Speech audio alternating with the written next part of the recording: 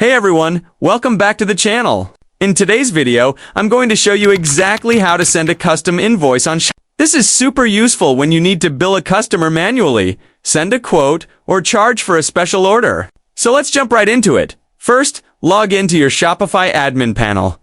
Just go to yours-to-rename.myshopify.com/admin and sign in using your email and password.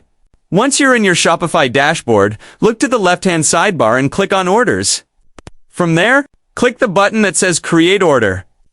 This opens up a blank draft order page, and this is where you'll build your custom invoice. You can add any products from your store by clicking Browse Products. But if you're charging for something unique, like a custom service or special item, click Add Custom Item.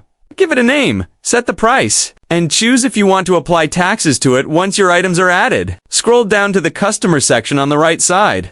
Click Browse or Add Customer and select the person you want to send the invoice to. Make sure their email address is correct because Shopify will use it to send the invoice. Now check over everything your prices, discounts, taxes, and shipping details if needed.